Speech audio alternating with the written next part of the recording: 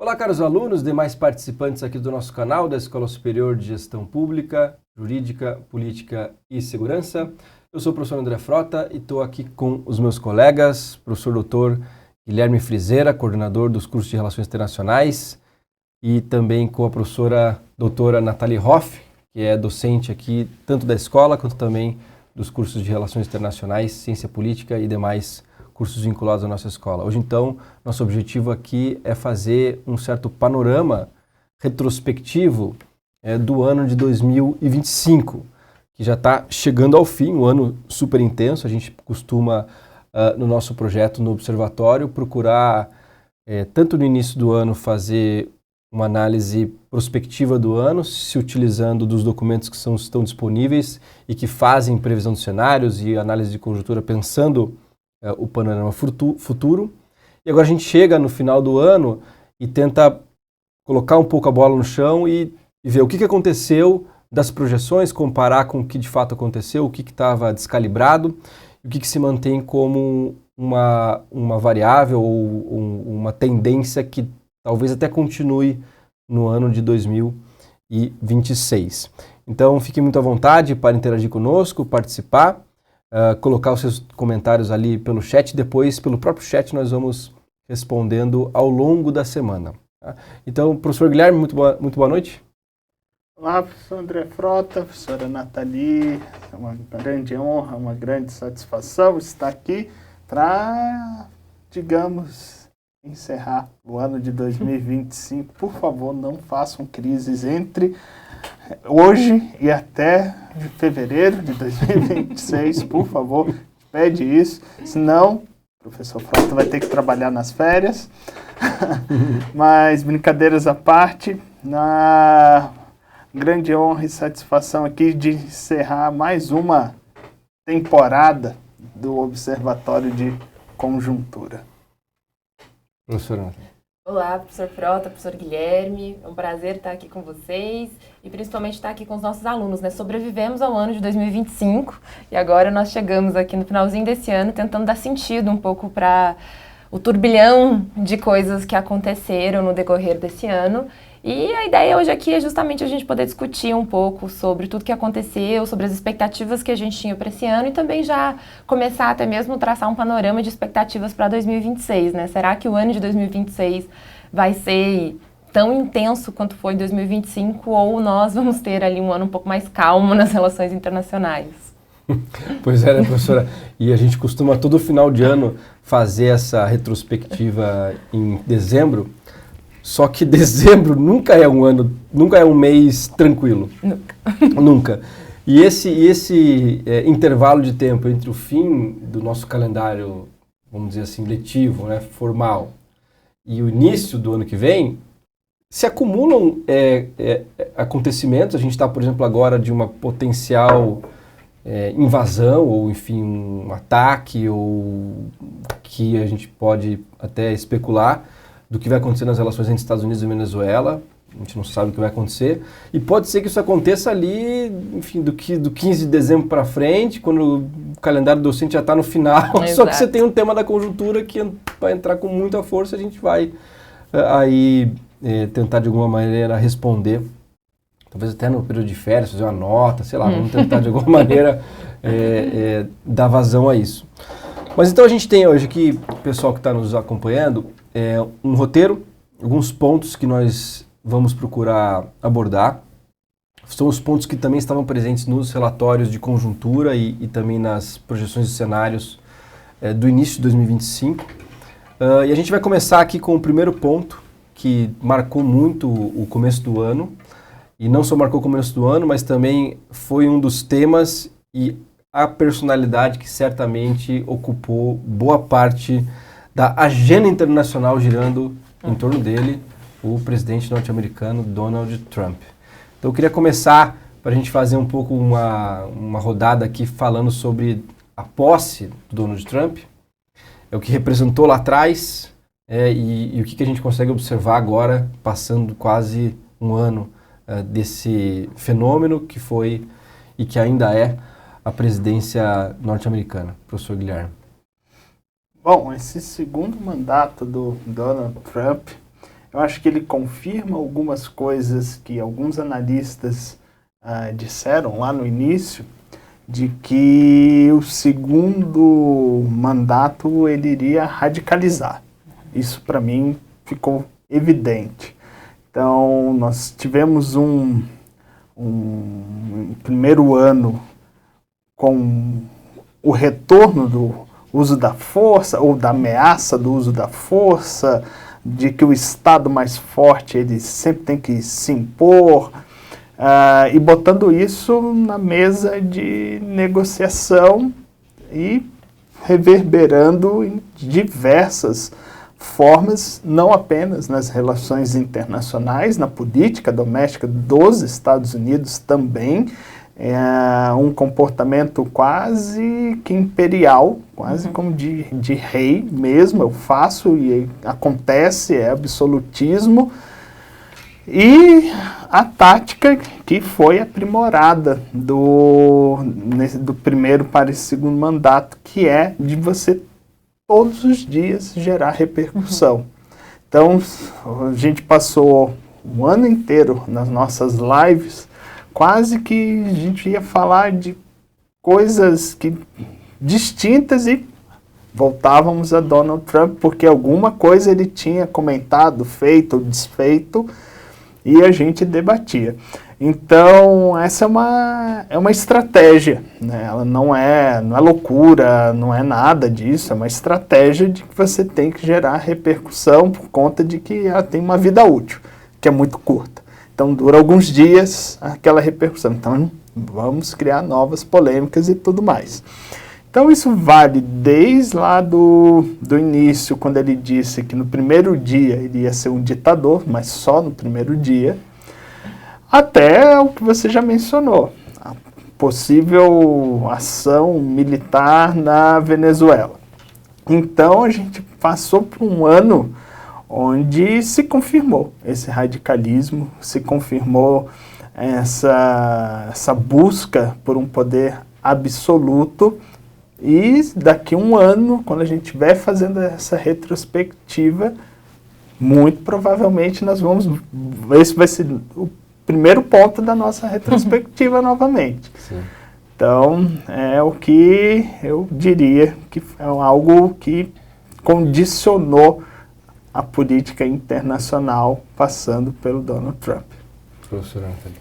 Bom, né, o que dizer de Donald Trump nesse ano, né? Bom, acho que um jeito talvez que eu tenho usado para tentar entender o que foi o Donald Trump é entender ele como o fim do fim, né? A gente já vem há muito tempo discutindo sobre o fim da ordem internacional liberal e uma guinada cada vez mais autoritária para uma política e para uma geopolítica baseada novamente em poder, né? Não que o poder tivesse deixado de fazer parte das relações internacionais, mas desde o final da Guerra Fria, né, se teve essa busca ou essa iniciativa de tentar construir uma ordem internacional mais normativa, né?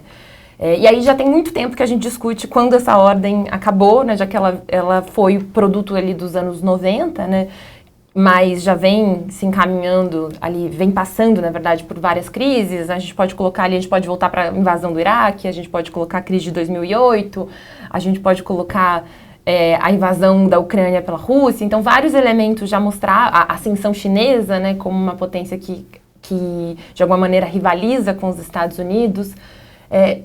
Vários acontecimentos já vinham colocando o quanto que essa ordem ela estava, de fato, em transição. E aí, acho que a eleição do Donald Trump e a chegada do Trump ao poder, né, acho que acabou demarcando essa transição de fato, né? Acho que agora não é mais nenhuma discussão nas relações internacionais, né? A chegada do Trump potencializou essas características mais autoritárias e essa volta para uma política de poder mais clássica das relações internacionais, né? O Trump ele encarna um pouco também esse espírito e valoriza isso em outros atores, né? Então ele reconhece, por exemplo, a Rússia ou a China como interlocutores legítimos para discutir com os Estados Unidos, enquanto invalida instituições multilaterais como a ONU, como a OMC, e também não leva a sério ou trata de uma maneira quase como se atores mais fracos como a Ucrânia, que depende muito dos Estados Unidos, ou a própria União Europeia, que está nessa relação de dependência já há bastante tempo na esfera securitária, de como se esses atores não tivessem espaço, né, para ter agência no campo das relações internacionais, já que a agência ela compete a quem tem poder. Então, acho que, olhando esse primeiro ano do Donald Trump, eu acho que ele também nos ajuda a entender melhor e a olhar com mais clareza para essa transição estrutural no campo das relações internacionais, né? Onde essa lógica mais autoritária e essa lógica onde você valoriza aqueles atores que têm poder, ou seja, que têm a capacidade de impor a sua vontade, ela passa a se tornar mais predominante, né? E claro que poder sempre existiu na ordem internacional. A questão é que não é só uma mudança discursiva, né? Esses atores não estão somente falando de maneira mais, digamos, assuntosa. A gente está assistindo um processo onde os acordos de paz que a gente está discutindo no decorrer desse ano são acordos extremamente impositivos para as partes mais fracas. Então, tanto Gaza quanto a Ucrânia, né, estão ali sempre enveredadas em discussões sobre um futuro que lhes pertence, mas não lhes pertence mais, né, porque eles não decidem sobre aquele futuro. Quem decide são os poderosos, os países que têm a capacidade para isso. Então, acho que a ONU perdendo espaço no campo das relações internacionais. Então, tudo isso parece que a gente, de fato, cruzou a fronteira entre estamos transicionando ou não, a ordem liberal está acabando ou não. Acho que o Donald Trump trouxe esse incentivo para a gente entender que as coisas, que a gente realmente está se encaminhando para uma nova lógica estrutural dentro das relações internacionais. Sim, excelente, né, professores? E de fato, vendo tanto os argumentos que vocês trouxeram e dialogando também com o nosso público aqui, eu me recordo, pensando aqui, a forma como o Trump atua e a maneira que ele se relaciona também com outras lideranças internacionais, me lembra um pouco, tem uma obra clássica na área de relações internacionais, que é do Hadley Bull, que é A Sociedade Anárquica, e o Hadley Bull, esse autor da escola inglesa, vocês que estão nos assistindo e conhecem ou já tiveram contato com a Escola Inglesa de Relações Internacionais, é uma escola teórica e de interpretação e que tenta dar uma resposta para entender o que é a ordem nas relações internacionais. Se existe uma ordem, como essa ordem é mantida, são as principais perguntas que o Hadley Bull ele coloca.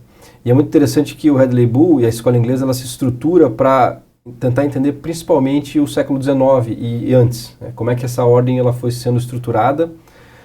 Mas o século XIX é muito importante e o começo do século XX também.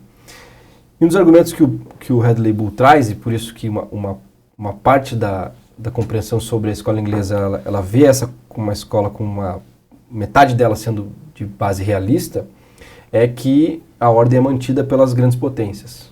Um dos pilares da ordem é esse concerto entre as grandes potências. E me parece muito, pegando a sequência da sua fala, professor Nathalie, que o Trump, ele como se ele tivesse voltado para o século XIX, a se fazer um estilo de diálogo e de negociação como se fazia no século XIX. Você não tem instituições multilaterais, elas não têm relevância, mas a gente senta entre as grandes potências, negocia, e a gente que importa, e o resto tem que se adaptar à nossa negociação. A guerra da Ucrânia escancara isso, né? Fica muito evidente ali essa perspectiva de zona de influência, né? Sim.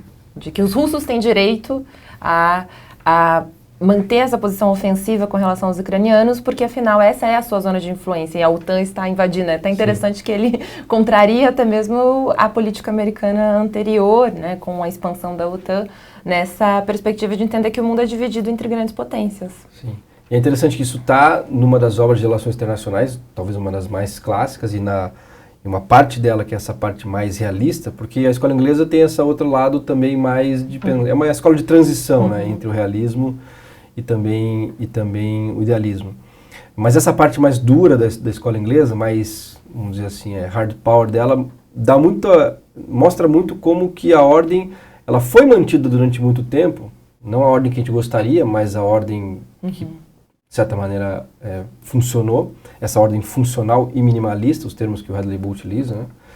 Ela se manteve no século XIX por esse concerto de grandes potências. Não é uma ordem dos direitos humanos, não é uma ordem dos mais fracos, é uma ordem dos mais fortes. Então, isso seria assim um primeiro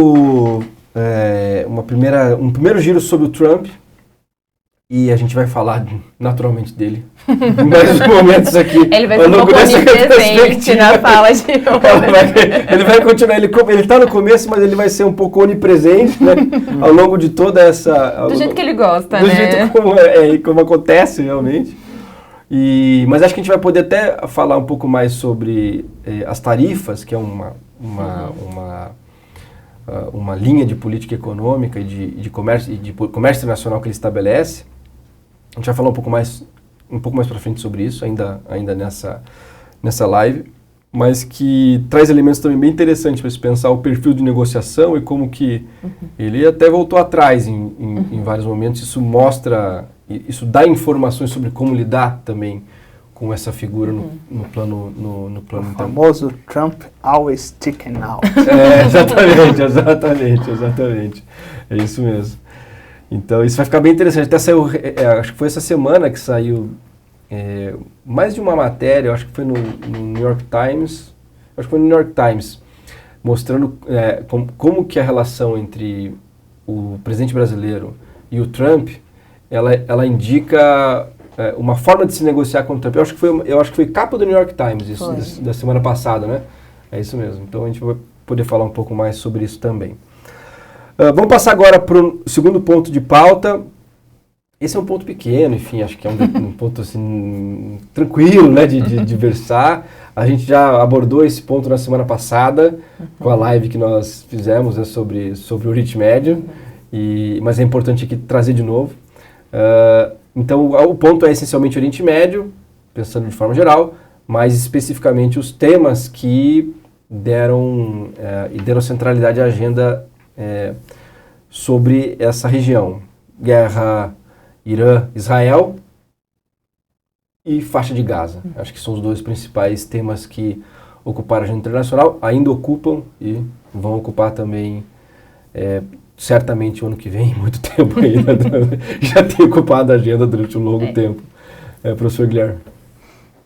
Bom, esse sempre é um ponto de tensão que, felizmente ou infelizmente, ainda não dá para a gente comemorar um plano de paz, e mesmo que tenha um plano de paz de que vai ser efetivo, mas, sem sombra de dúvidas, esse ponto foi, dentro de todos os conflitos internacionais de 2025, mais próximo que a gente teve de uma eclosão, de uma guerra de maiores proporções, uma possível terceira guerra mundial, ou, como a gente vai falar daqui a pouco, né, nas palavras do próprio Papa Leão XIV, mas que já estamos numa terceira guerra mundial.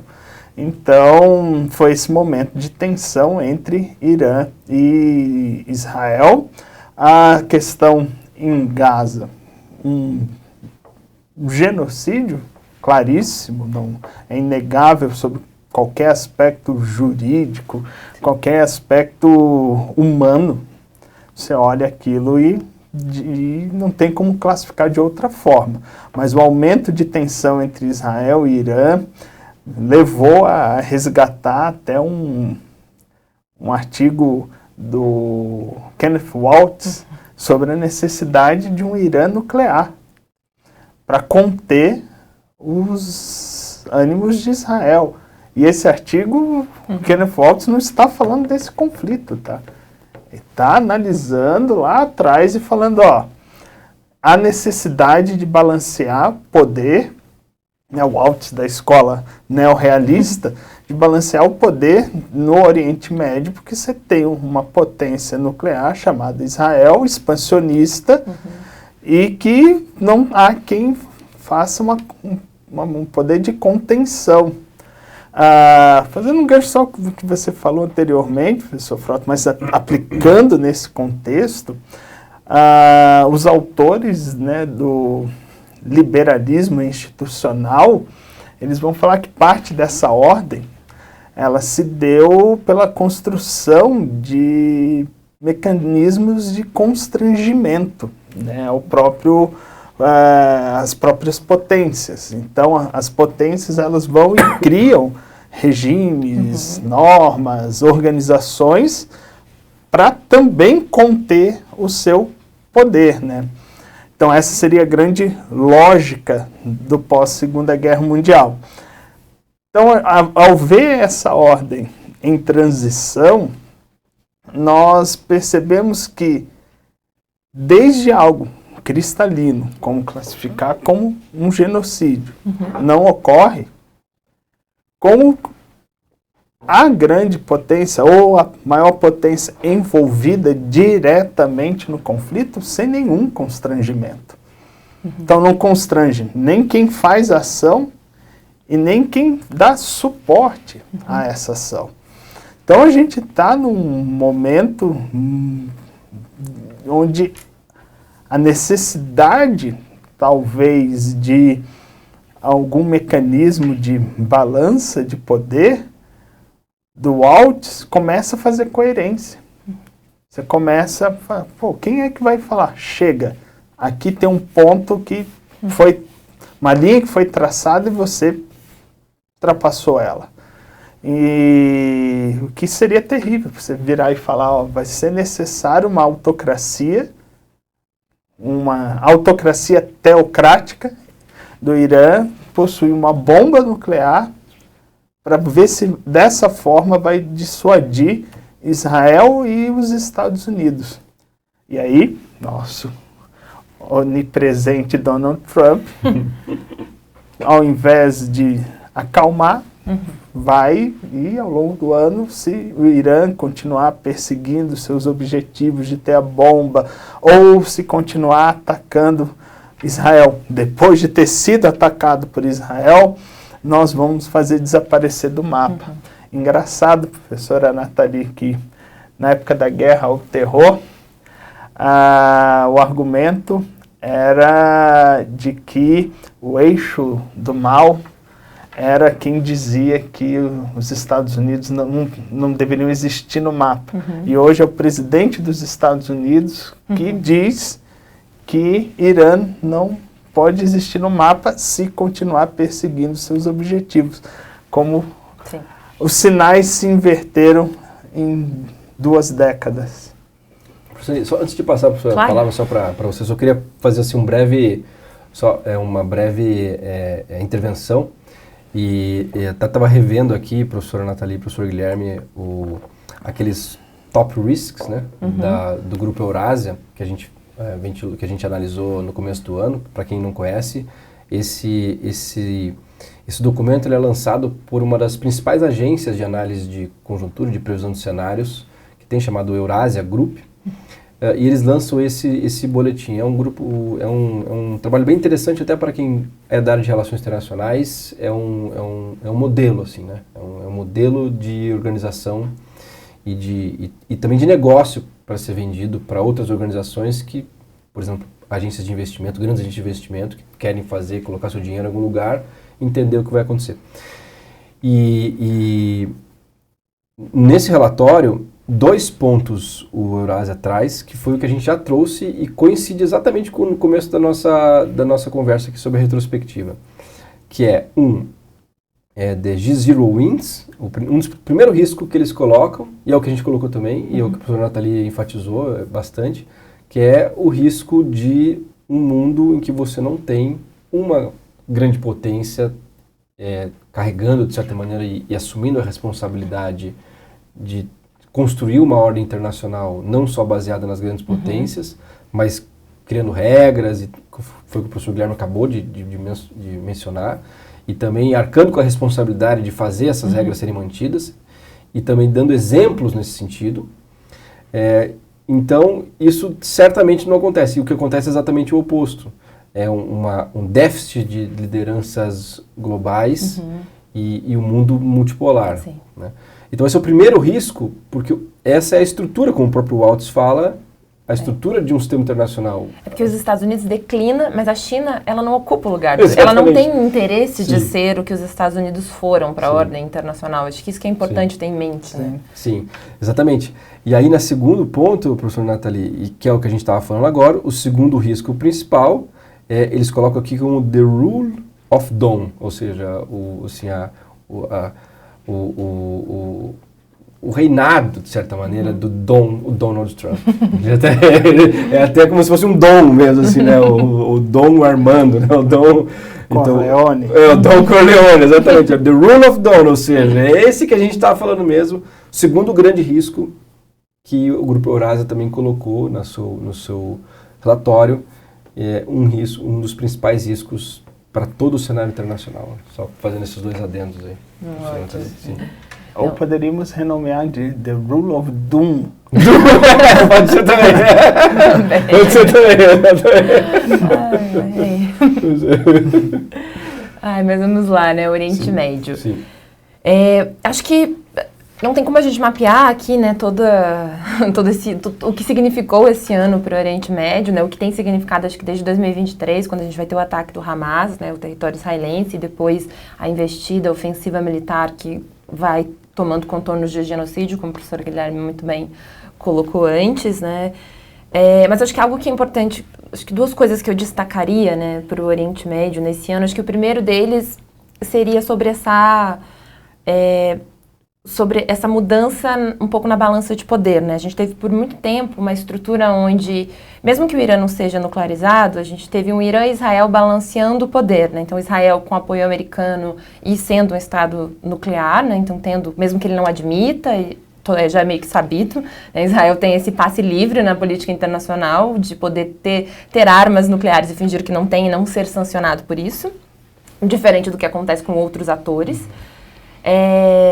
E do outro lado você tinha o Irã, que equilibrava um pouco esse poder, né, seja com seu sistema de mísseis ali balísticos, mas também com as proxies, né, que aí envolve ali Hamas, Hezbollah e os próprios Houthis no Iêmen. E isso por muito tempo deu margem para o que a gente chama de guerra nas sombras, que era esse balanceamento de poder entre Irã e Israel acontecendo.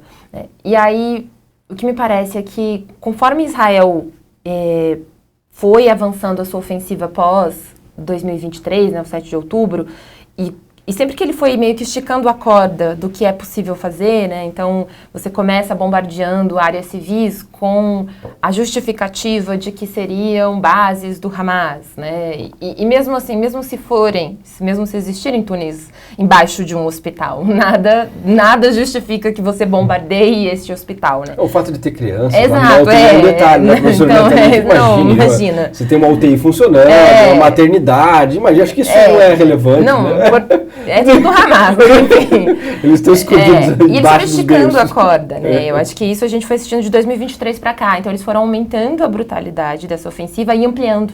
Né? Porque a gente tem em Israel, o que o professor Guilherme colocou, um projeto expansionista. Né? Eles têm claramente intenções de não somente garantir que um Estado palestino, né, pelo menos esse governo de extrema-direita, de que garantir que o Estado palestino não seja possível, né? Esse é um projeto do Netanyahu, né? De garantir essa impossibilidade de um Estado palestino. Não à toa que a divisão entre Gaza e a Cisjordânia, ela funciona como algo fundamental. Né? E aí, de um lado, você vai ter o Hamas liderando, que é, obviamente, uma liderança problemática, né, em Gaza, por conta das ações terroristas que o grupo pratica, e do outro lado você tem uma autoridade palestina enfraquecida e cada vez com menos legitimidade e capacidade de governar os palestinos na Cisjordânia, que é ocupada militarmente por Israel. E aí você deixa os palestinos sem liderança e impossibilita que esse Estado seja uma possibilidade. E, para além disso, esse governo já manifestou interesse, inclusive, de ampliar o território para além do que hoje é a Palestina, né, incluindo Palestina e Israel, né, que era a Palestina histórica, quando eu falo território da Palestina, né. E aí o que eu notei é que Israel foi esticando a corda com relação a essas ofensivas, sem nenhum tipo de sanção internacional. Ele começou a receber um backlash demorou muito. Né? Os Estados Unidos não freiam, né? E aí o nosso amigo Mearsheimer, né, ele tem falado bastante na mídia, né? O Mearsheimer, que é um autor neorrealista das relações internacionais, e ele é bastante vocal. Ele tem um livro junto com o Stephen Walt sobre o lobby israelense e como o lobby israelense é forte nos Estados Unidos, inclusive levando os Estados Unidos muitas vezes a adotar comportamentos que não necessariamente são muito do interesse norte-americano, muito por conta desses laços que foram sendo construídos ao longo da história, desse apoio irrestrito, incondicional que os Estados Unidos dão a Israel. Então, acabou que o que a gente assistiu foi que hoje a gente fala em estabilizar Gaza, né? Mas quem precisa ser estabilizado é Israel. Né? Quem precisa de um freio advindo dos países ocidentais e das potências internacionais é o Estado de Israel, para ele entender que existem limites do que ele pode fazer na região. Porque regionalmente hoje ele é um Estado que se fortaleceu muito, né? O Irã sai enfraquecido, por mais que ele teve uma demonstração de força, sobrevive, né, à guerra Irã-Israel, mas hoje o Irã, ali como Israel conseguiu atacar as proxies, né, então o Hezbollah está muito enfraquecido, o Hamas como entidade militar, certamente hoje não dá para, né, não vou dizer que não existe mais, mas é algo, né, pouco efetivo por conta de toda a campanha em Gaza. E os Houthis acho que ainda estão ali, né, estrategicamente, mas também não seriam os Houthis que manteriam esse equilíbrio. Então Israel hoje acho que ele sai muito fortalecido desse ano e de um jeito muito ruim, que é essa lógica de que dentro da política internacional é a lei do mais forte que importa.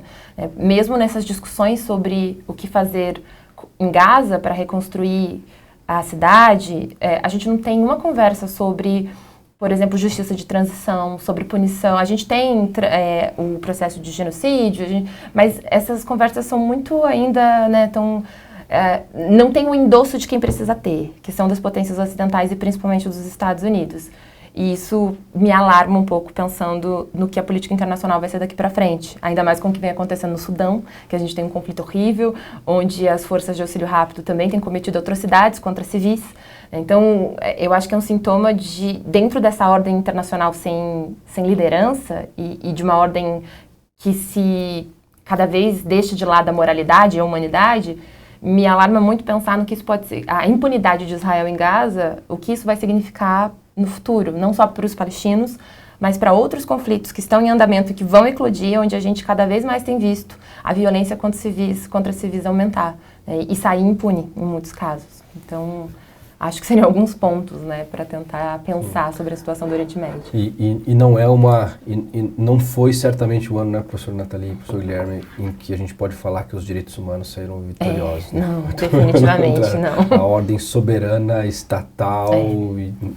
Só um rapidíssimo complemento, só para a gente, como se trata de uma retrospectiva, a gente focou muito em Israel, Irã, Israel e Palestina, mas lembrar que Israel atacou o Líbano, sim, atacou a Síria e atacou o Bahrein. Foi o Bahrein, não foi? Acho que o Catar, não, Catar, foi da Copa, Catar. Não, do Catar.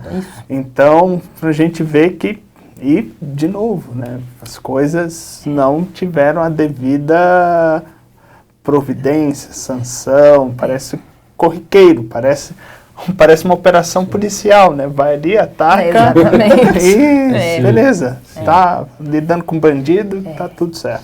Sim. Então esse tema do Oriente Médio realmente ele é super complexo.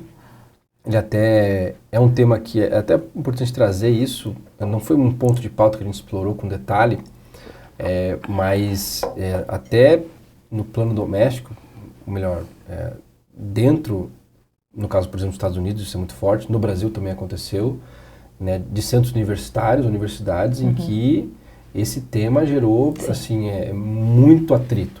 Recentemente, se eu não me engano, foi na Universidade de São Paulo. A gente teve um caso bem delicado, assim, de quase enfrentamento direto ali entre, né, os estudantes, e também teve um convidado lá representante da... E voltamos ao Donald Trump e a perseguição às universidades nos Estados Unidos, que tivessem alunos se manifestando em prol da Palestina, principalmente, e o cancelamento de visto de estudantes. Sim. E foi super, esse caso ainda, de fato esse é um caso da conjuntura, porque é emblemático a relação entre Harvard e o governo Trump, e os aportes, toda a negociação. Isso aconteceu muito no começo do ano, foi um tema bem importante, assim. E que também volta de sempre criar polêmica, porque vou cancelar visto, não vai entrar mais estudantes estrangeiros e vou cortar as verbas. Sim. E tá lá, né? Continua e já ninguém fala mais nisso, né? Exato. Sim. Então, eu até ia passar para agora para o ponto 3, mas eu vou deixar o ponto 3 um pouco para depois, porque a gente acho que tem mais coesão aqui, a gente passar para o ponto 4, que é falar sobre as tarifas né, e as relações Brasil e Estados Unidos. Então, acho que a gente está dentro da sequência, e nós vamos voltar naturalmente para o onipresente, né, e o dom, The Rule of Dawn, né? Vamos voltar para o The Rule of Dawn. Ou Doom. O Doom, exatamente. E abordar um pouco o tema agora das tarifas. As tarifas acho que foi um ponto que gerou muita instabilidade do ponto de vista e muita especulação do ponto de vista do setor econômico, do setor financeiro, especialmente quando foi lançado o pacote de tarifas, eu lembro até de uma imagem do Trump indo com não foi uma placa, mas foi uma espécie de uma placa, um cartaz assim, enorme, com todas as tarifas, e daí eu lembro ele falando aquela máxima: não tem como ser mais simples do que isso. Se vocês nos taxam, nós taxamos vocês. Esse é o simples e direto, né? Não tem como ser mais simples. Daí colocou um cartaz, ó, aqui eles nos taxam 50%, nós vamos aplicar 50%. Vocês não taxam tanto, vamos aplicar tanto.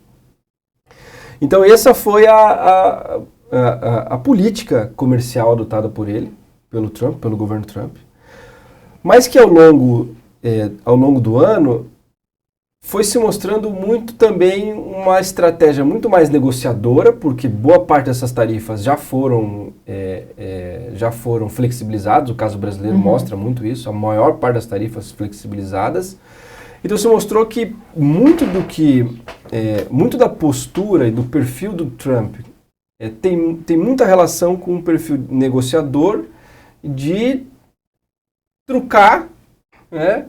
E esperar se o seu... Enfim, você está jogando truco, quem joga truco já teve contato com o truco, você faz, o pessoal fala 6, 9, 12, mostra as cartas e aí vê.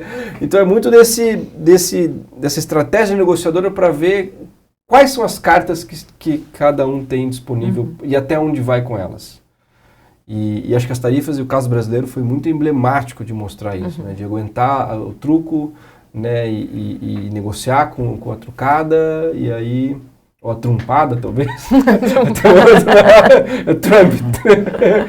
E aí, então acho que isso também é um ponto muito importante, e as relações Brasil e Estados Unidos, elas marcaram muito esse contexto, e foram significativas para dentro do Brasil, como também para fora, porque o caso brasileiro, como ficou na própria capa do New York Times, acabou sendo um case para outros países entenderem, olha, para você negociar com o Trump, você não pode já, enfim, arregar de primeira, porque, enfim, professor Guilherme.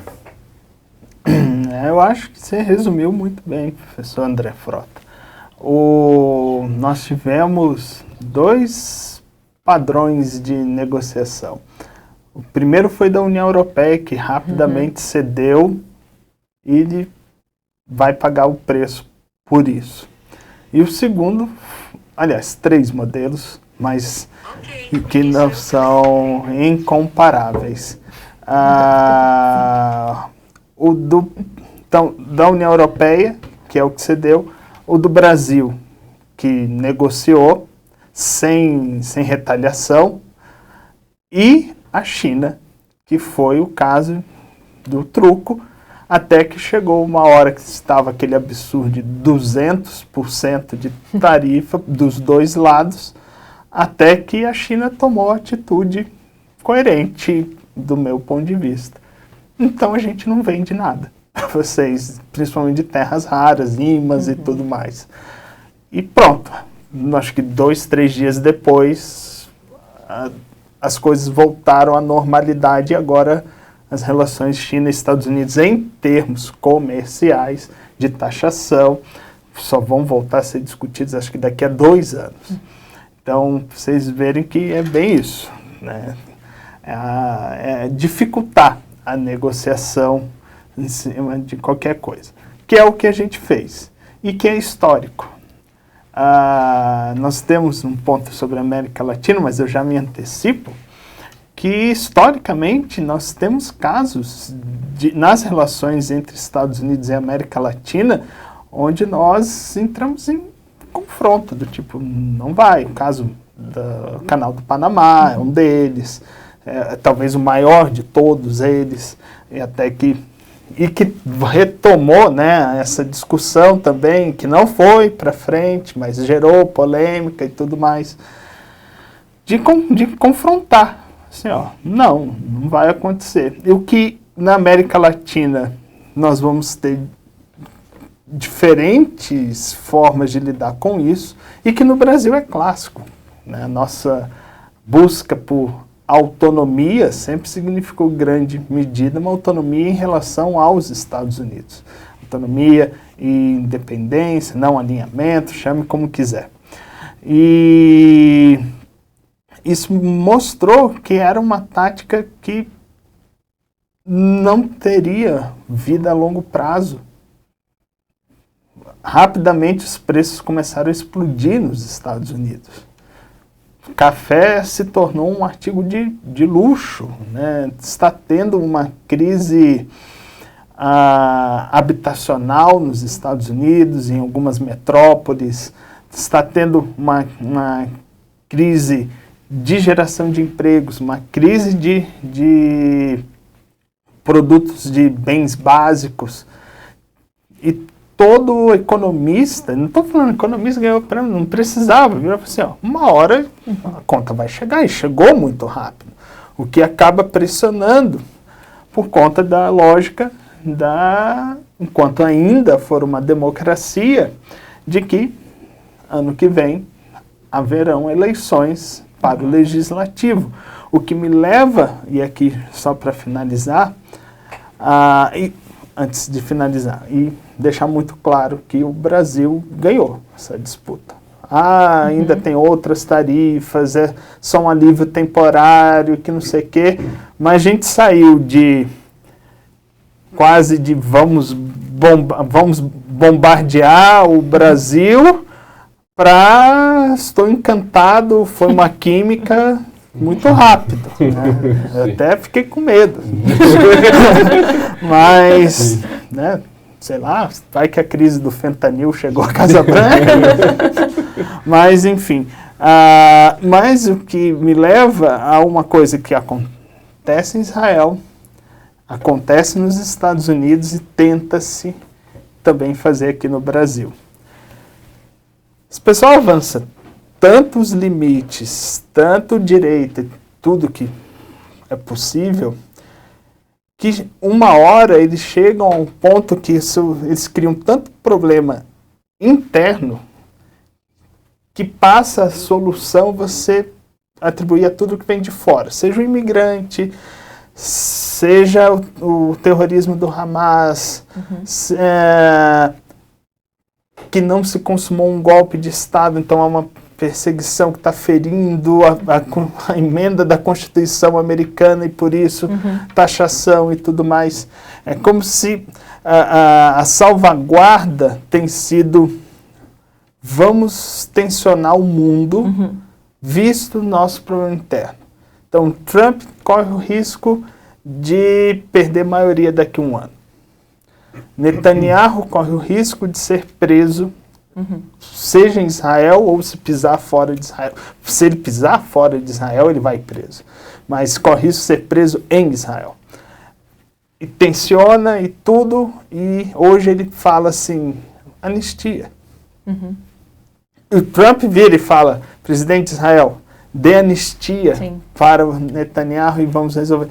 A gente vem para o Brasil, vamos dar anistia ao Bolsonaro e aos militares e às pessoas e tudo mais. Então porque senão Trump lá fora vai aumentar as tarifas ou vai manter tudo. Então a gente está tendo essa lógica interna e externa muito forte, muito presente. Então a gente tensiona ao máximo o ambiente doméstico para ver se lá fora é quase como uma soberania vicária. Uma soberania vicária ao qual eu tenho um problema doméstico, só meu, mas eu olho para o que está de fora, é o de fora que vai solucionar meu problema doméstico. Como no caso do Rio de Janeiro. A gente vai vir, então vamos transformar em grupos narcoterroristas e passa então a jurisdição de fora a atuar aqui dentro. Então é uma espécie de você atribuir o seu problema para a solução de outro. Bom, acho que o professor Guilherme já passou por várias questões, mesmo você também, professor Frota, sobre o que foi as tarifas, mas algo que, pelo menos no primeiro semestre, né, acho que o Trump, ele, nesse uso da economia, a gente vai ter esses dois momentos, né, ele começa o governo querendo dar resposta para sua base, né, mostrar que ele realmente iria fazer aquilo que ele prometeu na campanha eleitoral. E aí ele começa com o tarifaço, né? Tarifando ali, praticamente, ele começa com o México, Canadá, depois vai para outros parceiros tradicionais, Japão, Coreia, os europeus, né? Até chegar no Brasil, né? Então, nesse primeiro momento do governo dele, eu acho que a gente conseguiu observar ali um pouco, primeiro, a visão de mundo do Trump, que é essa visão da lei do mais forte, né? Que é uma concepção de que o mundo e de que a política internacional, acho que ele não tem uma grande concepção geopolítica. A gente fica, né? O Trump olha para o 19, o Trump bebe na geopolítica clássica. Eu não sei se ele tem leitura o suficiente para isso. Mas ele tem uma visão, o que fica muito claro para mim é que ele tem uma visão de que o mundo funciona a partir da lei do mais forte. Quem é mais forte, quem tem condição de impor, vai, então, conseguir atingir os seus objetivos, e quem é mais fraco. É meio que como naquele dilema de Delos, né? Melino, né? O dilema de Melos, da Ilha de Melos, lá quando a gente lê o Tucídides diz na aula de Tri 1, né? Na aula de Teoria 1, que é aquela ideia daquele discurso de que eles estavam esperando que os atenienses fossem ajudar, e os espartanos falam, não é assim que o mundo funciona, os atenienses não vão ajudar vocês, e o melhor é vocês se submeterem a Esparta, porque é assim que funciona. Ou Atenas, eu posso estar trocando. Na verdade, eles estavam esperando que os espartanos ajudassem, eu acho que é Atenas que vai conquistar a Ilha de Melos. Ele tem uma visão meio que dessa lógica melina, desse diálogo, e ele entende que o mundo, ele é o mundo do mais forte, e ele entende que os Estados Unidos, por si, um Estado extremamente poderoso do ponto de vista militar e econômico, pode impor a sua vontade ao bel prazer. Né? E para mim, com isso, ele ignora um elemento central. Sim, os Estados Unidos é muito poderoso, mas ele se tornou o que ele se tornou por conta de como ele constrói essa ordem a partir da interdependência econômica. E eu acho que é ali que a gente vê esse segundo momento dele, desse segundo semestre, onde ele começou, principalmente acho que nos últimos meses, ele começa a, digamos, dar uma arrefecida, né? Tanto que já tem algumas matérias saindo na Foreign Policy e na The Economist falando sobre uma nova virada na política do Donald Trump, justamente porque ele está precisando sentar na mesa de negociação e negociar com a China, até mesmo com o Brasil, porque as coisas não funcionam da maneira tão simplista. Acho que o Donald Trump ele tem uma visão muito simplista do mundo, que é entender que as coisas elas são muito fáceis, né? Muito sim ou não, preto e branco, e na verdade o mundo e a política internacional é uma escala de cinza. E os cinzas são bem parecidos, assim, é bem difícil saber onde está o cinza, onde você ganha, onde está o cinza que você perde quando você vai ali, quando você está tomando as suas decisões. 50 tons de cinza. É o ano do Donald Trump, mas não nesse sentido, num sentido muito horroroso. Mas acho que aí o Brasil, ele lidou muito bem, né? Acho que a gente tem o Lula, que é um negociador experiente, é uma liderança política ali, e que sempre conseguiu navegar muito bem nas relações internacionais, e a opção do Brasil em talvez desafiar essa visão simplista de mundo do Donald Trump, justamente porque ela não é uma visão correta, na minha concepção, acho que no final a gente conseguiu colher os louros, né? A gente conseguiu tanto negociar as tarifas e conseguir acordos que são vantajosos para a gente e que são vantajosos para os Estados Unidos. Essa é a questão, né? Que o Donald Trump muitas vezes não enxerga, né? É que ele acha que o mundo é um grande jogo de soma zero, onde só ele pode ganhar e os outros precisam perder, né? E eu acho que o que a realidade está começando a fazer é mostrar para ele que, na verdade, as coisas são um pouco mais complexas, e que ele vai ter que sentar e negociar, seja com países médios, como o Brasil, ou no caso de países centrais, como a China. E aí, já para fechar minha fala, E aí, por trás dessa lógica da lei do mais forte, o que a gente viu, que eu acho que é o que a gente vai ver mais daqui para frente, que a gente vai ter que começar a prestar muita atenção em RI, é como a economia tem sido utilizada como um instrumento de disputas hegemônicas, de disputas geopolíticas, e isso é possível muito por conta da interdependência. Quando a gente fala de União Soviética e Estados Unidos na Guerra Fria, fazer essa guerra tarifária não seria possível, porque esses países mal tinham relações econômicas. Hoje não, as duas grandes lideranças, elas são interdependentes e os países são interdependentes. Então, tanto a nível macro, China e Estados Unidos, quanto a nível regional, pensando nas relações de vizinhança ou nas relações com certos parceiros, eu acho que cada vez mais a economia ela vai se tornar esse instrumento de poder, sempre foi, mas ela vai se tornar esse instrumento também meio que uma forma de você travar a guerra sem necessariamente ter que se utilizar de meios coercitivos mais tradicionais ou convencionais. Sim. Não, é excelente essa tua linha de raciocínio, professora Nathalie, porque também dialoga muito com uma parte da teoria de relações internacionais, os teóricos da interdependência, Sim. e vão falar exatamente isso, né? A interdependência impõe custos. Exato. Quanto maior o seu grau de dependência mútua, de relações de dependência mútua, mais uma decisão com perfil unilateral impõe custos recíprocos. Sim. Né? E até mais do que recíprocos, impõe custos sistêmicos, às vezes. Isso tem um impacto para a economia como um todo e tem impactos eleitorais também, como ele tem uma eleição de meio de mandato. Então, tudo isso começa a impor custos, que foi o que o Guilherme usou a expressão, Sim. A conta vem. A conta vem, A conta exato. vem. Então, na teoria da interdependência a gente chama custos recíprocos, mas é basicamente a conta vem, né? É basicamente isso. Falar, olha, a gente podia falar para o Keohane, colocar o Keohane, se você quiser, numa tradução do livro, do seu livro português, a gente pode colocar a nota de rodapé para traduzir interdependência como a conta vem, né? Ela vai chegar. Ela vai chegar. E tem duas coisas que eu sempre, volta e meia, falo nas nossas lives do Observatório, que nós temos que sempre olhar o nível do indivíduo. Nós não podemos desconsiderar que todos os indivíduos, e no processo de tomar decisão, ele tem ideias, valores e crenças aos quais ele também norteia suas decisões. O Trump, ele é como que eu posso dizer? Ele é um corretor imobiliário.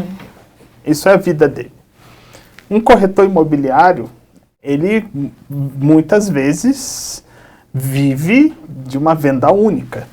Porque você não vai ficar comprando imóveis, não é um nicho com um fluxo tão dinâmico quando você está lidando com a área imobiliária. Então ele é aquele cara que quer vender pelo maior valor possível, porque é uma venda única. Por que eu chamo atenção para isso? Porque ele levou essa lógica para as relações internacionais. Então eu tenho que ganhar o maior valor possível. E ele esquece da interdependência. Que se fosse um jogo, né, você vai jogando várias e várias, e uma hora você ganha, uma hora você perde. É como se fosse um campeonato de pontos corridos. E essa é uma lógica. Exato. E ele não tem ele não levou isso para a sua diplomacia. E ainda cercado por indivíduos, que retomando a nossa conversa no início, indivíduos muito mais levados pela ideologia, por isso de um radicalismo maior nesse segundo mandato, comparado ao primeiro, por conta do seu entorno. O seu entorno está muito ideológico e acaba trazendo consequências. Então, professor Guilherme, é interessante aqui, fazendo agora, tentando fechar. Esse ponto não dá para fechar, porque como a gente está falando de um ponto que ele vai retornar com bastante frequência, mas aqui no relatório do Eurásia, um dos pontos de maior risco também que o relatório trazia é o que eles chamam de Trumpanomics. Enfim, uma forma de se falar a economia do Trump, Trumpanomics.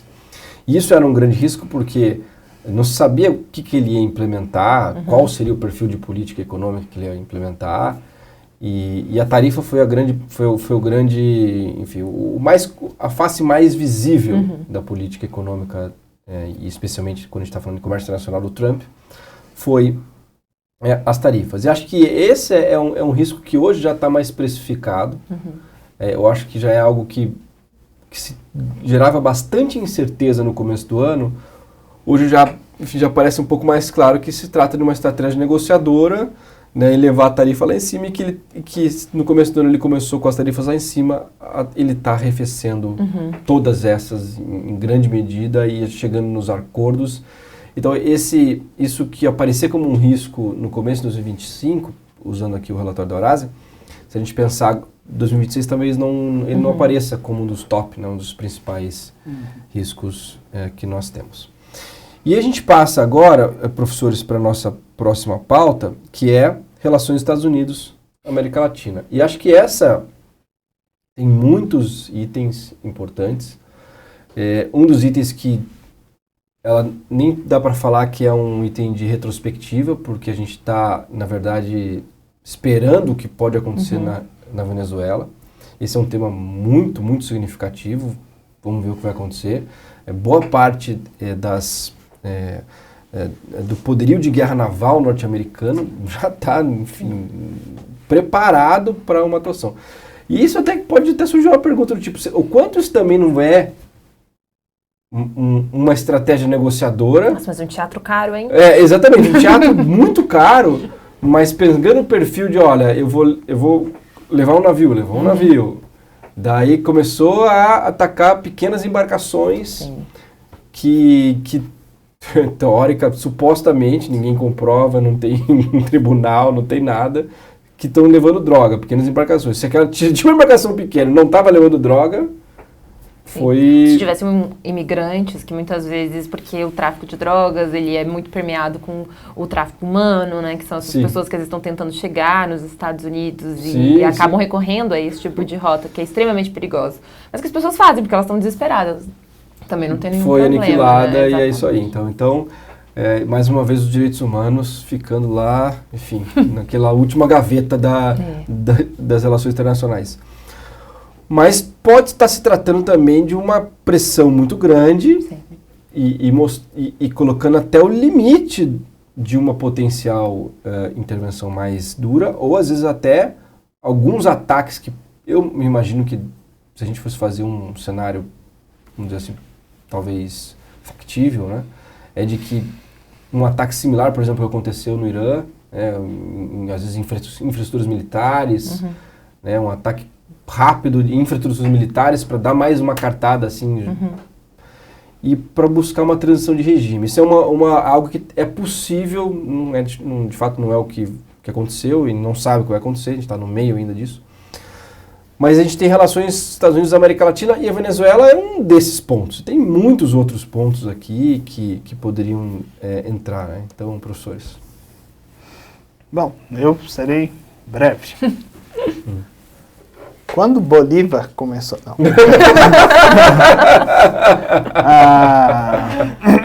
Mas assim, as relações entre Estados Unidos e América Latina, nesse contexto, já ficaram definidas antes mesmo do Trump assumir, quando ele falou que iria fazer um processo de deportação em massa. E isso sim depende só dele, né? Então não tinha muito que a gente pudesse fazer, a não ser tentar garantir que o mínimo da dignidade dos direitos humanos das pessoas que estão sendo deportadas sejam garantidas. Dito isso, nós tivemos desde uma legitimação a um modelo de encarceramento em massa do Nayib Bukele em El Salvador, e que a gente está vendo isso aqui, em parte da elite política brasileira, e que não vai funcionar, tá? Já vou avisando. E outra coisa, não se comparam grandezas diferentes. E, professor Guilherme, e esse modelo de encarceramento, ele é um modelo que tem sido disseminado como um modelo exitoso. Exato. Eles têm documentários, esses acho que foi semana passada, retrasado, o próprio Elon Musk no Twitter dele, ele colocou assim, só tem um jeito. Eu acho que foi a expressão que ele colocou, assim, ó, só tem um jeito, e colocou o documentário. Acho que o link do documentário que mostra o caso, né, das prisões. Sim, sim. Nós temos que melhorar as referências do professor Frota. Ele está citando Elon Musk aqui. É importante, né? E nós vamos falar dele daqui a pouco de novo, quando a gente falar da IA e da Big Tech. Mas, então, tem isso de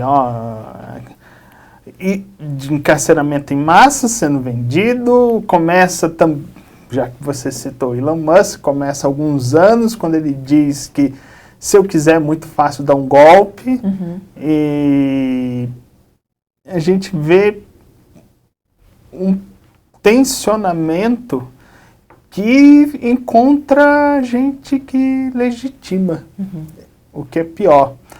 O que o Brasil fez, quando a gente falou do tarifaço, o que o México também fez, o que a Colômbia fez,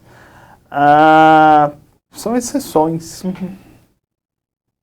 A regra tem sido de submissão, sem ganhar nada em troca. Eu digo isso porque quando a tal da tabela que você citou do tarifaço, todo mundo foi tarifado ali.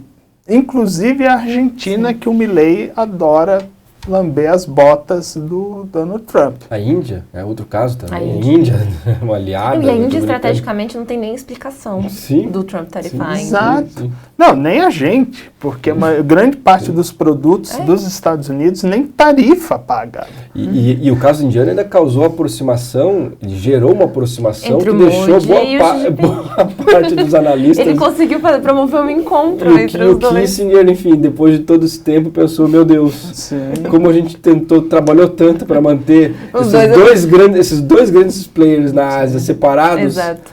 E as tarifas trouxeram eles próximos. Sim, o Kissinger preferiu morrer. E então a gente vê um grupo de países totalmente na linha de submissão total para ganhar lucros, mas aí volta naqueles que pensam em lucros imediatos e os de longo prazo. Tá, beleza. Trindade e Tobago é o país que basicamente deve estar separado uma distância quase entre Rio de Janeiro e Niterói, entre Trindade e Tobago e Venezuela. Não, a gente aceita receber os navios e tudo, não sei o que. Por quê? Trindade e Tobago, caso vocês não saibam, é o maior fornecedor de terroristas para o Estado Islâmico. Então, vejam só que coisa maravilhosa. O Equador, onde teve um plebiscito de autorizar a instalação de bases dos Estados Unidos em seu território. O Paraguai, protocolos de cooperação contra narcoterrorismo e narcotráfico, com o FBI, onde o FBI vai poder atuar em território paraguaio. E aí, melhorou, tá tudo bem, qual foi o resultado? Te garanto que para algumas pessoas melhorou essa aproximação. Mas a gente vê esse tipo de comportamento que é extremamente ilustrativo da falta de uma coordenação integrada da América Latina. Está cada um atirando para um lado, está cada um olhando para suas pautas de governo. Não tem mais discussão de alto nível, não tem discussão de Estado. Não tem um cara que fale assim, eu sou de direita, acho que tem que ter maior combate, maior presença em segurança pública, não sei o quê, mas isso eu vou fazer por minha conta própria. Ou você quer me ajudar? Me ajuda, sei lá, mandando equipamento de inteligência. E não vem para cá, se instala aqui, combata e tudo. Em troca, para mim, o maior dos absurdos foi a ajuda à Argentina. Então, os Estados Unidos deram alguns bilhões de dólares para a Argentina, que não resolve nada. Em troca, o Milei tem que se afastar da China, que é o maior parceiro comercial da Argentina. Então, ficamos resumidos a isso, então, de novo, até ser uma democracia, 2029 Donald Trump vai ter saído da Casa Branca. Aí entra, sei lá quem, mas entra um democrata com outra visão de mundo. Aí a gente se adapta, vai fazendo assim. Isso é viralatismo, puro e simples. E que não funciona, nunca funcionou. O último foi a República Dominicana, de receber pessoal que vai ser deportado. Vai voltar à República Dominicana da época do Rafael Trujillo, pesquisem. Tem um livro ótimo do Mário Vargas Llosa sobre o que foi esse alinhamento automático na República Dominicana. Talvez o ditador, o pior de todos da América Latina, foi o da República Dominicana, que os Estados Unidos amavam ele. E ver a República Dominicana já querendo repetir um padrão horroroso. Enfim, essa tem sido a tônica dessas relações. Bom, acho que o professor Guilherme fez aqui uma síntese excelente sobre acho que sobretudo sobre como a América Latina tem se comportado com relação à eleição do Donald Trump. Então eu vou focar um pouquinho mais sobre o que eu acho, como eu acho que o Donald Trump enxerga, né, a América Latina e essa conduta dele, acho que tem evidenciado isso de certa maneira. Acho que voltando até em coisas que eu já falei aqui, né, o Donald Trump vê o mundo daquele jeito simplista e principalmente eu acho que ele acredita em esfera de influências. Então, ele acredita que a América Latina é um espaço, é uma zona sobre a qual os Estados Unidos têm uma influência natural, quase, né? Então, nós somos a grande potência desse hemisfério e nós vamos decidir o que... né, nós é que ditamos como as coisas funcionam nesse hemisfério. Aí vem essa demonstração de força contra a Venezuela, as tarifas, até mesmo contra aliados, né, como o caso o México. Por mais que o México tenha uma liderança de esquerda, né, o México é historicamente um parceiro dos Estados Unidos. Professor, assim, a gente está falando da América Latina, a gente podia colocar o Canadá também na conversa. Poderia colocar o Canadá. Eu já ia meter o Canadá. O Canadá foi o tempo que a gente deixou o de lado, mas enfim, se tem um aliado mais estratégico dos Estados Unidos no continente americano é o Canadá. Que inclusive garante a paz hemisférica, a paz de espírito dos Estados Unidos. Sim. Porque hoje a gente teve a mudança do Ministério, né? O Ministério de Defesa, do nome do Ministério, né? O Ministério de Defesa hoje não é mais Ministério de Defesa nos Estados Unidos, mas é Ministério da Guerra. Sim. Eu, inclusive, acho que maravilhoso. Foi o único acerto desse ano do governo Trump. O único, eu não vou dizer tanto, mas um dos maiores acertos. Porque, de fato, o Ministério de Defesa dos Estados Unidos não faz defesa há muito tempo. Por quê? Porque não precisa. Porque você tem 2 oceanos enormes protegendo as costas americanas, o Canadá ao norte e o México ao sul. Sim. Os Estados Unidos não têm problemas de segurança convencionais. Aí entra tráfico de drogas, terrorismo. Embora o terrorismo doméstico é muito mais significativo já há tempos nos Estados Unidos do que o terrorismo internacional, como é divulgado. E tem as outras agências, CIA, FBI, sim. Enfim. Então, mas o que eu digo é assim, o Ministério de Defesa já não fazia defesa há muito tempo, ele só fazia guerra mesmo, ele só planejava ações quase sempre de caráter ofensivo, embora vendidas de maneira defensiva, além mar, porque os Estados Unidos têm uma projeção incrível. Então eu achei que a mudança de nome eu achei coerente. Eu acho que o Ministério da Guerra faz mais sentido. Claro, logo, né?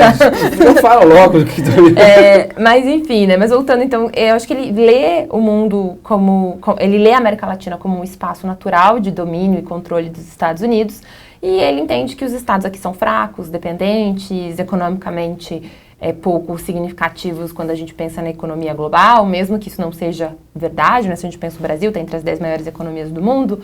E ele quer uma América Latina subalterna, né? E muitas vezes, ao achar que ele vai conseguir ganhar as coisas na força, eu acho que até estrategicamente é um pouco estúpido. Justamente porque hoje a gente tem uma presença chinesa muito grande na região, e quanto mais ele é, digamos, autoritário com a região, mais ele aproxima a China da América Latina. A questão é que a gente tem também essa dificuldade de termos elites bastante entreguistas no contexto latino-americano há muito tempo, e em muitos casos a estratégia tem compensado, né? Como no caso da Argentina. Então, tirando esses casos de países que se impõem, que tentam garantir algum grau de autonomia, México, Brasil, né, a própria Colômbia, o que a gente tem visto também é que esse entreguismo histórico da América Latina tem, inclusive, feito essa estratégia que eu acho ruim do Donald Trump, por conta da importância estratégica da região, diante da disputa hegemônica com a China, compensar em certos casos. Sim.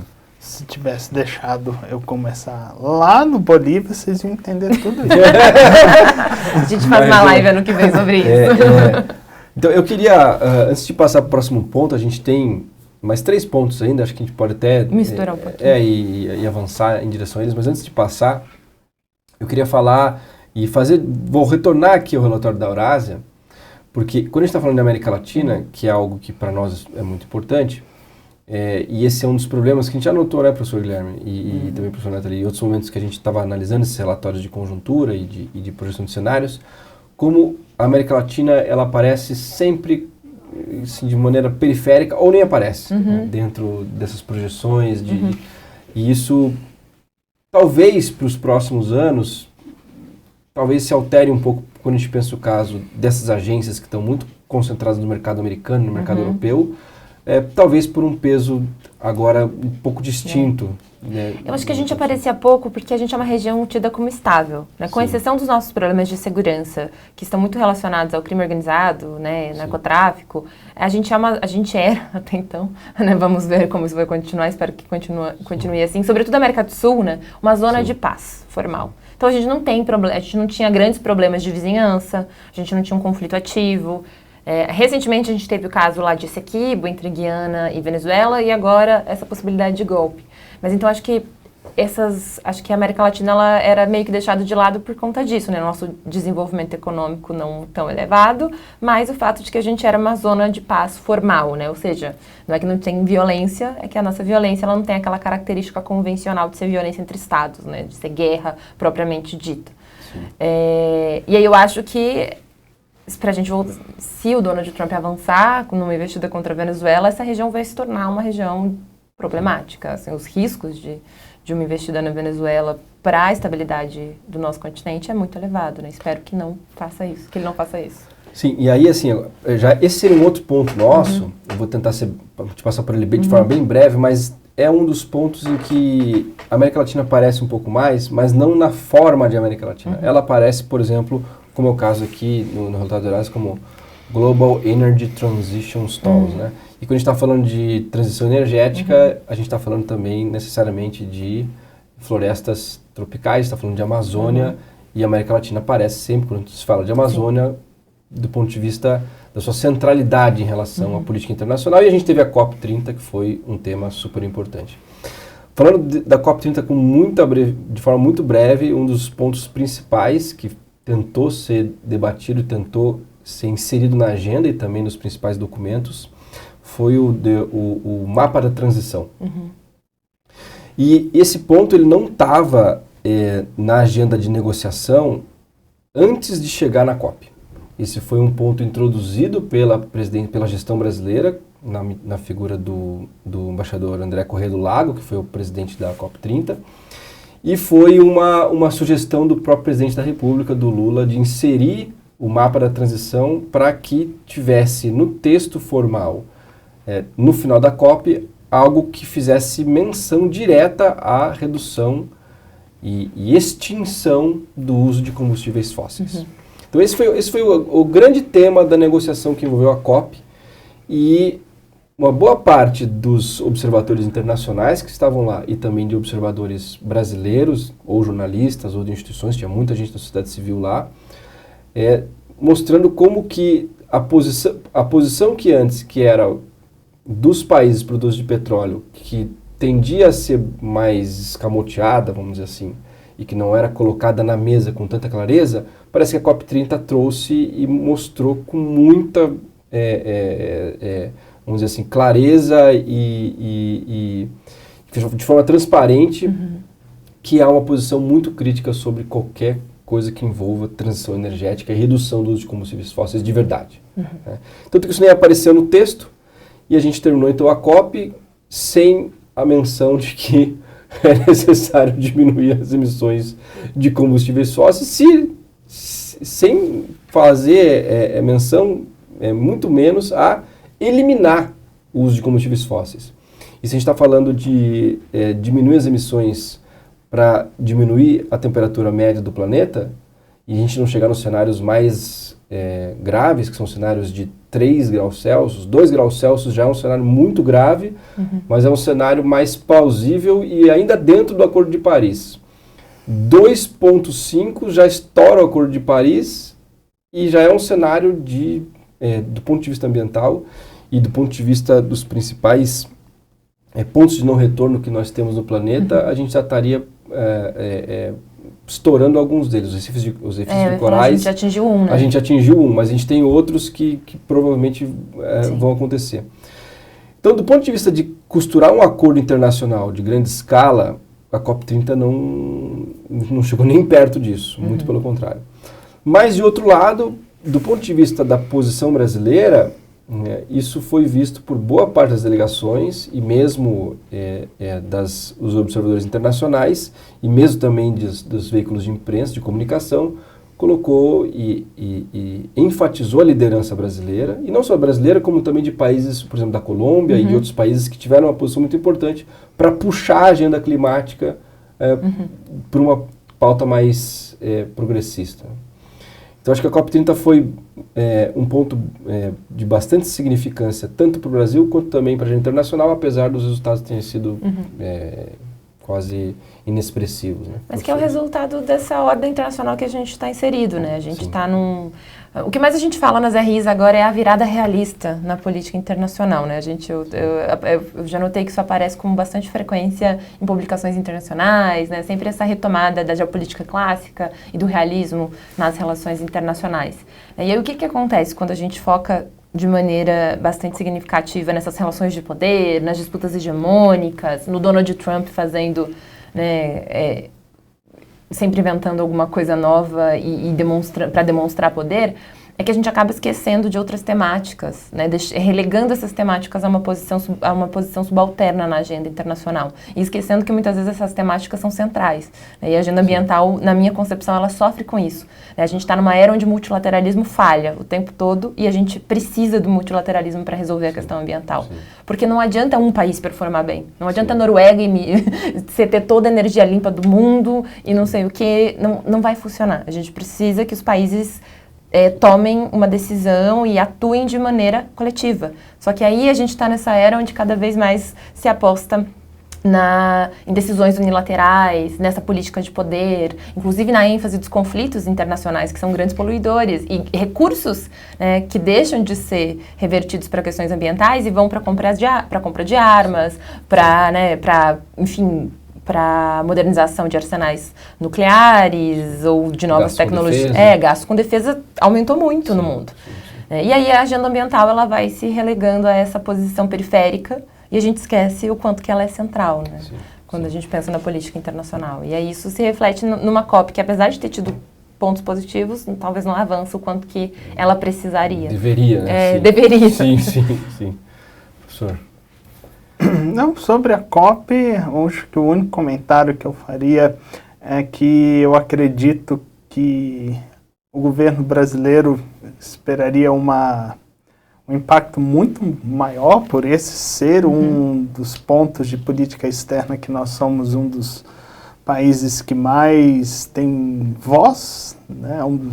Uma das agendas que o Brasil é um player importante e acredito que o governo brasileiro tenha se desapontado com os resultados, não todos, obviamente, mas acho que eles almejavam algo mais audacioso que não veio, né? Então, uma certa perda para aquilo que o governo brasileiro estava objetivando, né? E com algumas polêmicas também no meio durante a COP que não se almejava, né? Igual a exploração de petróleo na foz do Amazonas. O preço dos aluguéis, né? Que daí tira o foco do ponto central. Sim. A viagem para a Colômbia, acho que no dia seguinte, ou um dia antes que abriu a COP, e um evento de última hora, né? O chanceler também, que foi para o Canadá para se encontrar com o Marco Rubio. Então, acho que foi um pouco... Os resultados ficaram aquém daquilo que a diplomacia brasileira estava almejando para dar para reinserir de vez o Brasil como um dos principais, como os Estados Unidos se ausentaram e a China não tomou o protagonismo, do Brasil então ter ali assumido uma vanguarda importante. Sim. Excelente, então, professor. A gente tem mais 3 pontos e eu queria tentar passar de forma um pouco mais breve, apesar que são pontos muito importantes, né? A gente tem que falar ainda sobre a desinformação, a inteligência artificial e as big techs. Esse é um tema bastante importante, inclusive a relação com um fato que é bem marcante, que é o novo papado, né? Isso é algo que o Sr. Guilherme até vai explorar isso com detalhe. Temos que falar de migrações, direitos humanos, memória e verdade, e finalizar com Rússia, Ucrânia e segurança europeia. Em 10 minutos. Então a gente tem esses 3 tópicos, eu vou tentar fazer a gente girar isso assim de uma vez, num único giro, falando de desinformação, inteligência artificial, big techs e o novo papado, migrações, direitos humanos e finalizar com Rússia e Ucrânia. Professor Guilherme. Serei bem breve mesmo. Quando Sócrates... não, mas assim, nós estamos começando a ver agora em 2025 como a disputa relacionada à geopolítica da IA, da inteligência artificial, e aqui tomem geopolítica da IA, todo o guarda-chuva envolvendo big techs e tudo mais, é só uma tipologia para que a gente entenda. Ela tem mostrado que é uma disputa que vai ser multifacetada, que vai desde commodities, por isso que a gente já falou, o conflito entre China e Estados Unidos sobre terras raras. Se a gente for falar de Rússia e Ucrânia, terras raras, por conta de que para chegar no seu celular uma IA ou uma interface, qualquer coisa que seja, tudo começa com fontes energéticas. Então a gente retoma o velho debate sobre commodities. Agora commodities digitais ou commodities de inovações tecnológicas que se fazem necessárias e que estão muito restritas e estão se tornando muitas vezes questões de segurança nacional. Dito isso, nós estamos começando a sentir os primeiros impactos sobre como isso vai afetar a agenda como um todo, de desenvolvimento, de segurança, de comércio, de política ambiental, de trabalho.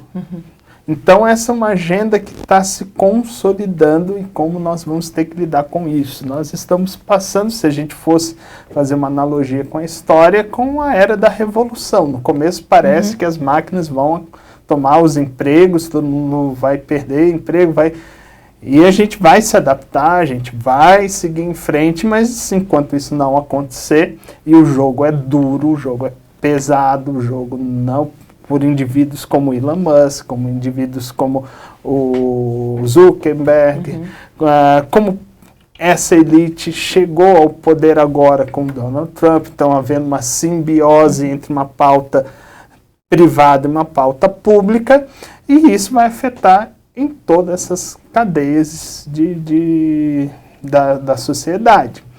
Dito isso, por que a gente incluiu um Papa nisso? Primeiro, porque tivemos uma mudança de papado. Segundo, que é um Papa peruano-americano. Então, se temos hoje 2 figuras importantes no mundo, um é o Donald Trump, o outro é o Papa, que em termos de população tem mais fiéis do que cidadãos nos Estados Unidos, se isso contar para alguma coisa, mas que tem chamado a atenção para esse debate envolvendo inteligência artificial desde o seu primeiro discurso como Papa. E ele retoma e traz essa discussão de como isso tem afetado a vida das pessoas e da necessidade de tomarmos cuidado, ao ponto de que ele já disse que ele acredita que estamos numa guerra mundial. Só que como a gente tem aquele imaginário de uma batalha de grandes proporções, de tanques, trincheiras e tudo, ele tá falando, isso não vai acontecer. por N motivos, dentre eles porque agora muitas das guerras são virtuais. Então ele traz essa dimensão da igreja, pensar esse novo momento e pensar fora de uma conotação apenas religiosa. Claro que a interpretação, a mensagem é religiosa, porém ele traz essa reflexão, o que torna eles, assim como o Papa Francisco também foi, de uma figura política global. O Papa, ele ainda não criou o certo carisma que o Francisco tinha, mas caminha para ser um ator político participativo. Se eu não me engano, não sei se eu estou inventando isso ou se realmente aconteceu, de que convidaram o Papa para vir para a COP, inclusive. Mas uma agenda diferente do papado, mas isso é interessante, de trazer essa dimensão de como nós estamos passando por uma transição, uma nova era, e não vamos entrar em desespero, mas de novo, é uma disputa multifacetada, multiagenda, muito perigosa, e podemos caminhar tanto para um conflito de proporções enormes, como também para uma nova era de uma cooperação também, sem sombra de dúvidas, ou uma retomada de de um grande regime de inteligência artificial. São escolhas. Infelizmente, o caminho não tem sido muito positivo nesse primeiro momento. Bom, se a gente está falando dessas novas guerras, né, travadas por novos meios, então eu vou focar aqui mais nas antigas mesmo, né, naquelas que inclusive são travadas com os meios mais tradicionais, com uma pitada de modernidade, que é tentar entender um pouco o que foi a guerra Rússia e Ucrânia, né, no decorrer desse ano. Então, acho que essa guerra ela já vem ali sendo travada desde 2022, né, uma guerra que primeiro a gente esperava, tinha alguma expectativa de que fosse rápida, seja porque a Rússia derrotaria a Ucrânia muito rapidamente, ou porque a Rússia não resistiria muito em decorrência das sanções e do isolamento. Não é isso que a gente assistiu. O que a gente tem visto é um conflito aí que já se estende por 3 anos praticamente, né? Agora em fevereiro vai fazer esses 3 anos. Ou já passou, né? Já tô perdida no tempo. Sim. Gente, é muita guerra nos últimos tempos. A gente vai se perdendo. Mas então, o que foi a guerra da Ucrânia nesse ano, né? Esse ano, os dados mostram que a gente teve um aumento no número de mortes. Eu não vou lembrar o dado exato, mas esses dados são do CDP, né? Que é o programa de dados sobre conflitos internacionais, e da própria ONU. Esses dados aparecem também em publicações da ONU, mas de que houve um aumento ali de cerca de 37%, 40% ali no aumento do número de mortes no conflito entre Rússia e Ucrânia. E aí, por que isso acontece, né? Por que a gente tem assistido esse acirramento da violência? Provavelmente o que a gente assistiu esse ano foi que os 2 atores optaram por ações no campo militar, e essa é uma guerra muito custosa do ponto de vista militar, é uma guerra de atrito, que a gente chama, então envolve muita gente, você precisa de muitos soldados, né, muito pessoal e muita munição. E é por isso que ela também é extremamente custosa e que a Ucrânia se vê nessa relação de dependência com os Estados Unidos. Porque somente os europeus provavelmente não vão suprir as necessidades bélicas ucranianas, sem a gente entrar no fato de que a Ucrânia tem menos pessoas disponíveis para continuar travando essa guerra no longo prazo do que a Rússia. A Rússia tem tem uma população maior, portanto, isso quer dizer mais soldados. Né? E, professor, inclusive fizeram uma convocação de reservistas. Exato, né? A Ucrânia já está... E na Rússia é impressionante. Na Rússia também. Eles vários benefícios para as famílias, sim, dos filhos que, né, sobretudo homens que têm ido para o campo de batalha, né, mesmo, que têm ido lutar, então eles dão vários benefícios, inclusive quando o soldado, né, acaba sendo abatido ali, né, no decorrer da batalha. Por quê? Porque é uma guerra muito brutal do ponto de vista de como ela é travada, ela é tradicional mesmo, assim, bem convencional, é uma guerra de avanço lento. E você vai avançando ali poucos quilômetros, mas que significam bastante quando a gente pensa que essa é uma guerra que parece, pelo menos, que está se encaminhando para algum tipo de acordo, né? Não sei se esse acordo atual, por conta de todas as polêmicas que envolveram o fato de que os russos basicamente elaboraram um acordo e os americanos estão endossando, se esse acordo vai para frente, até porque é muito complexo, é uma guerra que quanto mais tempo ela dura, mais difícil mais dificuldade você tem de fazer um acordo que seja que possa agradar todo mundo, porque é uma guerra que já está há tanto tempo que ninguém pode sair sem levar alguma coisa, né? E então os russos precisam levar alguma coisa porque eles estão ali, milhares de pessoas já morreram, gastaram muito, ficaram isolados. Os americanos precisam levar alguma coisa, os europeus querem levar alguma coisa. Obviamente os ucranianos tentam sobreviver ali no meio disso tudo. Então é um acordo difícil mesmo de se costurar, porque os interesses agora são muito divergentes. O Trump quer acabar com a guerra, os europeus não aceitam um final para a guerra que envolva você fazer concessões territoriais para a Rússia, ou mesmo uma proibição mais enfática da Ucrânia entrar no OTAN. Os ucranianos também, obviamente, vêm com uma humilhação, qualquer tipo de perda territorial, ou qualquer tipo de limitação à sua soberania, e os pontos elencados no acordo, aqui eu não vou ter tempo de falar sobre eles, trazem várias limitações à soberania ucraniana no futuro, inclusive número máximo de homens que podem ter, né, de soldados que podem ter no exército ucraniano. É um número alto, mas é uma limitação à soberania ucraniana, né? Essa é uma decisão que cabe a cada estado.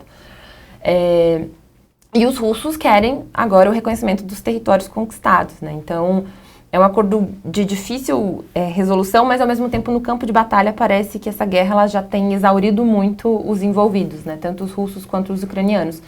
E esse aumento no número de mortes provavelmente está relacionado a isso.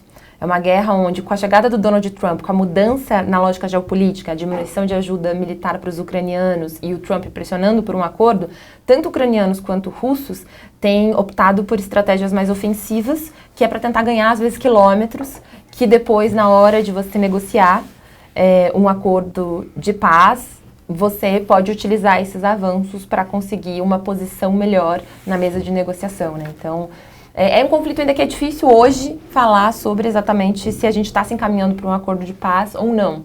Mas certamente a gente já começa a perceber mais claramente esse desgaste nos atores envolvidos e, obviamente, que o fato de que o Donald Trump não está disposto a continuar a dar ajuda, né, a conceder a ajuda necessária para os ucranianos, coloca a Ucrânia numa posição muito delicada, que é o fato de que, sem os Estados Unidos, provavelmente eles não podem continuar muito tempo no campo de batalha.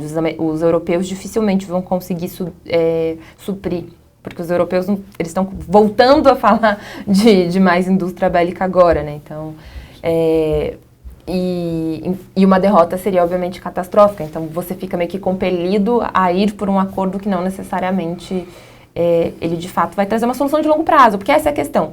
Se o acordo que sair ao fim e ao cabo, seja amanhã, ou daqui 2 meses, ou daqui 1 ano, vai ser um acordo que de fato vai trazer uma solução de longo prazo para esse conflito, ou se ele só vai congelar a situação, como a gente tem, por exemplo, com as Coreias. Sim, sim. Excelente, professora Nathalie. E de fato, o tema do conflito entre Rússia e Ucrânia, ele é estruturante. Uhum. E ele também é um turning point, sim, nas relações entre Europa e também Rússia e na própria política de defesa europeia, política de segurança europeia, que daqui para frente isso não volta para trás, né? Não volta para trás e muito pelo contrário, né? Acho que foi até essa semana que o Macron ele anunciou uma convocação de reservistas, na verdade é o retorno do alistamento militar, mas ele não é obrigatório, mas ele vai dar uma bonificação para um número, se não me engano, são 50 mil jovens que se inscreverem voluntariamente, vão ganhar uma bolsa de, eu acho que 800 euros por mês, durante 1 ano de alistamento militar, para formar um contingente maior de reservistas, para daqui a 3, 4, 5 anos atingir, se não me engano, um número de 20 mil, é um número que ele lançou. Então isso mostra muito de uma Europa se preparando para a guerra e também buscando demonstrar força. Sim. Não é só se preparar para a guerra e o que uma guerra vai acontecer ou não, mas também demonstrando, sim, força, que aí é assim que você diminui supostamente uma chance de de combate quando você mostra que um combate vai ser menos vantajoso do que você permanecer na sua posição atual. Então, a Europa se reequipa militarmente porque estrategicamente é o mais lógico a ser feito nesse cenário de incerteza. Mas o efeito, como os próprios autores das relações internacionais colocam, todo o dilema de segurança termina nos deixando mais inseguros como um todo, no longo prazo, né? Parece vantajoso para os europeus, parece vantajoso para os russos, mas é certamente menos vantajoso para todo mundo. Então, professores, eu queria só então deixar agora uma rodada final para a gente se encaminhar já para o final aqui da nossa conversa sobre a retrospectiva de 2025. É um ano muito intenso. É um ano com temas de relações internacionais muito ativos, as relações internacionais certamente ocupando uma boa parte da agenda internacional e da agenda dos veículos de comunicação, né, nacionais e internacionais. E eu queria deixar então essa última rodada, se quiserem dar alguma, vamos dizer assim, fazer alguma projeção, mesmo que seja muito curta, para 2026, fiquem à vontade. Bom, eu vou fazer um pouco diferente. Nessa minha parte final, como vocês estão acostumados, eu vou deixar uma recomendação de leitura para que vocês leiam nessas férias. Um dos livros ou talvez o livro que eu li, que eu mais gostei nesse ano de 2025, se chama Tomara que Você Seja Deportado, do Jamil Chad. É um livro formidável, excelente para vocês entenderem o que está acontecendo dentro dos Estados Unidos, a nível dos indivíduos. Não um livro de política, não está fazendo análise de política, mas ele está fazendo quase como uma crônica do cotidiano, principalmente de quem é de fora, morando nos Estados Unidos. Fica aí a minha recomendação de leitura, e em 2026 vocês vão ver como a Copa do Mundo vai virar pauta do Observatório de Conjuntura por questões políticas. Notem aí. Professor Nathalie. Bom, acho que queria agradecer a todo mundo que ficou aqui com a gente, né? Não só nessa última live, mas acho que em todo esse ano. A gente teve um ano muito intenso mesmo no que toca as relações internacionais, né? A mim, particularmente, que trabalho com a área de conflitos internacionais e construção da paz, foi um ano até difícil de acompanhar. Enfim, acho que foi um ano muito difícil, e aí pensando um pouco mais nas perspectivas voltadas à questão dos conflitos internacionais, a gente tem notado um aumento no número de conflitos violentos, principalmente de conflitos entre estados, que já vem de alguns anos, então não é necessariamente nenhuma novidade. Infelizmente, eu acredito que essa é uma tendência que tende a perdurar, né? A gente está num contexto onde a gente tem um declínio de uma potência hegemônica, que é os Estados Unidos, embora ainda reine absoluto do ponto de vista militar, né? Ninguém tem poder para fazer frente à posição americana, mas é uma potência que está numa posição de declínio diante da ascensão de outros estados. Isso tem gerado uma lógica mais fragmentada na geopolítica internacional, e essa fragmentação muitas vezes fomenta não somente esses conflitos hegemônicos, como também abre espaço para que conflitos locais, regionais, conflitos de menor escala aconteçam mais. Né? Por quê? Porque você tem menos instituições, você tem menos mecanismos, você olha menos para essas questões, e essas potências que estão ocupadas disputando entre si, elas deixam brechas. Para que, por exemplo, o que a gente vê no contexto africano hoje, né? A gente tem a região de Sahel controlada, partes dessa região controlada por grupos jihadistas, inclusive ameaçando a soberania de alguns estados. A gente teve um bloqueio contra o Mali, a gente tem a guerra no Sudão, que já se arrasta há muito tempo, a gente não fala sobre ela, mas é uma guerra que tem sido muito custosa do ponto de vista humano. República Democrática do Congo, que por mais que o Trump propagandeie que ele fez um acordo de paz lá, a situação está muito longe de estar resolvida. E a minha expectativa, infelizmente, é de que essas tendências desses conflitos, elas perdurem para 2026, né? Se elas não piorarem até mesmo em 2026, diante dessa conjuntura que se estabeleceu em 2025. Isso aí, então, professor Nathalie, professor Guilherme, quero agradecer vocês também que estiveram conosco ao longo de todo esse ano, no projeto do Observatório, no canal da Escola de gestão pública, jurídica, política e segurança. Hoje a gente está aqui também no espaço da Rádio Uninter, importante também fazer menção, agradecer aqui a rádio se deu espaço para a gente fazer esse último momento aqui de debate sobre a conjuntura internacional. E também convidar vocês para curtir a nossa página mais uma vez, seguir o nosso espaço no Spotify, é só colocar lá o Observatório de Conjuntura, compartilhar com os colegas e espero que vocês estejam aí atentos e tenham aprendido e também certamente quero agradecer mais uma vez a participação de vocês aqui no nosso projeto. Muito obrigado e até a próxima.